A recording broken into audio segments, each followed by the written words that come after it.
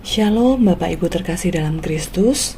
Bersyukur pada Tuhan yang senantiasa memelihara kehidupan kita hingga saat ini. Mari sebelum kita sama-sama merenungkan firman Tuhan, kita berdoa terlebih dahulu. Bapa yang baik, kami datang kepadamu. Kami mau memberikan waktu untuk mendengarkan renungan firman Tuhan hari ini. Berkatilah setiap kami, agar kami bisa dibaharui setiap hari oleh firman-Mu, dan hidup kami boleh sesuai dengan kehendak-Mu. Dalam nama Tuhan Yesus kami berdoa. Amin.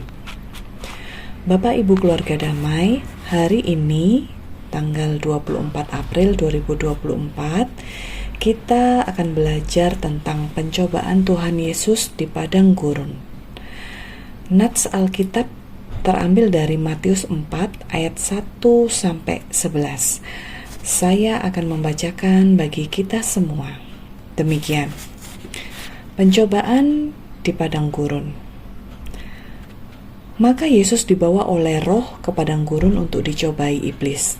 Dan setelah berpuasa 40 hari dan 40 malam, akhirnya laparlah Yesus. Lalu datanglah si pencoba itu dan berkata kepadanya, "Jika engkau anak Allah, perintahkanlah supaya batu-batu ini menjadi roti." Tapi Yesus menjawab, "Ada tertulis, manusia hidup bukan dari roti saja, tetapi dari setiap firman yang keluar dari mulut Allah." Kemudian iblis membawanya ke kota suci dan menempatkan dia di bumbungan bait Allah. Lalu berkata kepadanya, "Jika engkau anak Allah, jatuhkanlah dirimu ke bawah, sebab ada tertulis mengenai engkau, ia akan memerintahkan malaikat-malaikatnya, mereka akan menatang engkau di atas tangannya, supaya kakimu jangan terantuk kepada batu." Yesus berkata kepadanya, "Ada pula tertulis, janganlah engkau mencobai Tuhan Allahmu." Dan iblis membawanya pula ke atas gunung yang sangat tinggi dan memperlihatkan kepadanya semua kerajaan dunia dengan kemegahannya, dan berkata kepadanya, "Semua itu akan kuberikan kepadamu jika engkau sujud menyembah aku." Maka berkatalah Yesus kepadanya, "Enyahlah iblis, sebab ada tertulis, engkau harus menyembah Tuhan Allahmu, dan hanya kepada Dia sajalah engkau berbakti." Lalu iblis meninggalkan dia, dan lihatlah malaikat-malaikat datang melayani Yesus. Sobat Samas, pencobaan Yesus oleh iblis adalah usaha untuk membelokkan Yesus dari jalan ketaatan yang sempurna kepada kehendak Allah. Perhatikanlah bahwa dalam setiap pencobaan Yesus tunduk kepada kekuasaan firman Allah dan bukan kepada keinginan iblis. Iblis merupakan musuh terbesar kita. Sebagai orang Kristen, kita harus sadar bahwa kita terlibat dalam peperangan rohani melawan kuasa-kuasa kejahatan yang tidak nampak namun sangat nyata. Tanpa Roh Kudus dan firman Allah yang digunakan secara tepat, orang Kristen tidak mungkin mengalahkan dosa dan pencobaan. Renungan firman Tuhan bisa kita dengarkan setiap hari melalui program Samas ini, ataupun pembacaan Alkitab secara rutin dapat menolong kita untuk tidak kalah dalam pencobaan. Ada kalanya orang duniawi akan menggunakan ayat Alkitab untuk mencoba membujuk orang percaya melakukan sesuatu yang mereka ketahui adalah salah atau tidak bijaksana.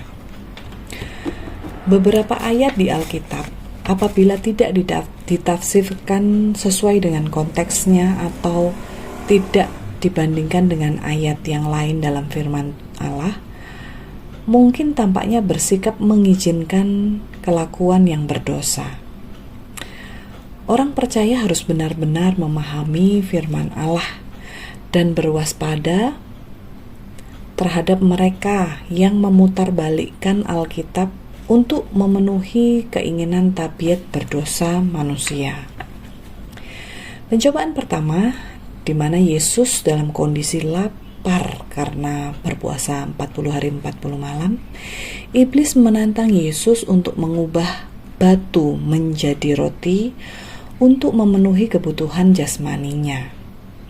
Ya, pencobaan yang pertama ini berkaitan dengan keinginan daging atau kebutuhan jasmani manusia. Pencobaan kedua, iblis membawa Yesus ke bumbungan bait Allah dan menantang Yesus untuk menjatuhkan diri. Pencobaan ini mengenai keangkuhan hidup, di mana sebagai manusia bisa menyalahgunakan kuasa yang diberikan Tuhan kepadanya. Pencobaan ketiga, iblis menantang Yesus sujud menyembah Dia. Maka iblis akan memberikan semua kerajaan dan kemewahannya. Hal ini berkaitan dengan keinginan mata atau harta benda dan segala sesuatu yang bersifat materi. Dari ketiga pencobaan tersebut, Yesus hanya melawannya dengan firman Tuhan.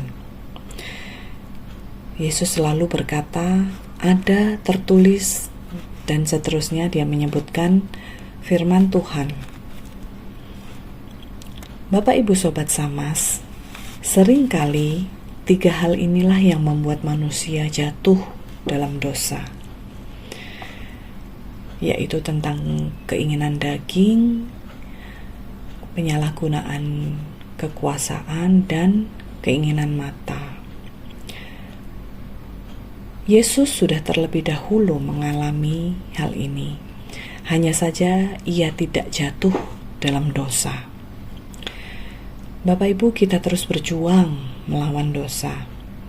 Terkadang cobaan itu tidak kita sadari, ada di sekitar kita dan ada di dekat kita. Mari kita terus mengisi diri kita dengan firman Tuhan, sehingga kita dapat melawan godaan si iblis dengan tetap berpegang teguh kepada firman Tuhan. Mari kita berdoa. Tuhan Yesus, terima kasih untuk renungan firman Tuhan hari ini. Kami mau belajar teladan-Mu ya Tuhan, di mana dalam kondisi apapun, ketika pencobaan datang, Engkau tidak jatuh dalam dosa. Engkau melawan godaan atau cobaan itu dengan firman Tuhan.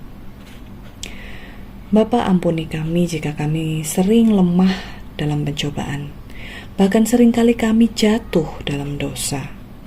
Ampunilah kami ya Tuhan, dan melalui firman Tuhan hari ini, mohon berkatilah, mampukan dan kuatkan kami dengan Roh Kudus-Mu, agar kami boleh selalu kuat dan kami dapat melakukan segala sesuatunya sesuai dengan firman Tuhan.